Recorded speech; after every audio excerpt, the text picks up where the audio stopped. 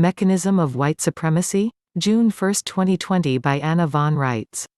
I don't even know who it was I overheard on a talk radio program being broadcast at a local restaurant, maybe Rush Limbaugh or Sean Hannity, but anyway, they were interviewing some Black Caucus-type people about the riots and the man kept referring to the mechanism of white supremacy over and over, but he never got down to identifying exactly what this mechanism is or describing how this machine works.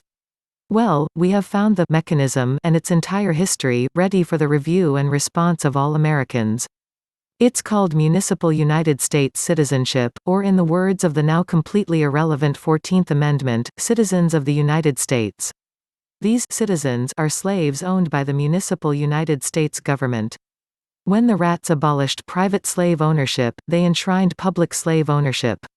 Former plantation slaves were the first victims of this travesty, but in 1933, FDR opened the floodgates of a new ruse to include all the white employees and dependents of the municipal government, too. So how did you or I become misidentified as a municipal United States citizen? We were given the gift of a municipal citizenship, without our knowledge. This complimentary gift citizenship status is literally the mechanism of white supremacy, only it should more properly be called mechanism of corporate supremacy, because it has been applied to all Americans without respect to color or creed. To better visualize this, pretend that someone gave you a house in Manhattan without telling you a thing about it. Does owning a house in Manhattan make you a New Yorker? No. Does it make you a citizen of NYC? No. But so long as you don't know that you now own a house in Manhattan, you can't speak up and say so, can you? So now they start sending you bills related to this gift house in Manhattan, disguised as property taxes and utility bills and all sorts of other charges. What if you don't want or need a house in Manhattan and don't want to act as an absentee landlord and certainly don't want to pay for all the taxes and other expenses related to this gift property that you don't even know you own? And get no benefit from?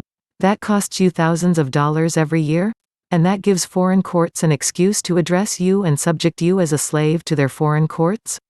Well, I think you'd want to give that gift right back to the perpetrators, right? Right. Or, if you weren't terribly fond of Cousin Jack, you might give him the gift, who knows? Maybe he wants a house in Manhattan. The house in Manhattan is the strawman municipal trust operated by the Municipal United States Government in your name. You don't want it, you don't need it, and so long as you hold onto it or fail to control it, you are liable for it.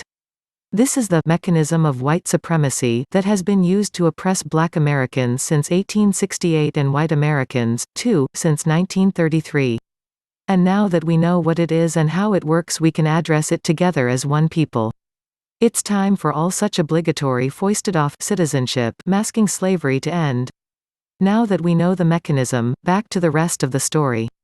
The talk show host went on without exploring the mechanism but asked two more questions that stopped the show. 1. If this had happened to a white man, would we even know about it? 2. Why do colored people continue to elect Democrats who, even though they have had entire decades in which they have controlled both houses of Congress and the presidency, have never delivered?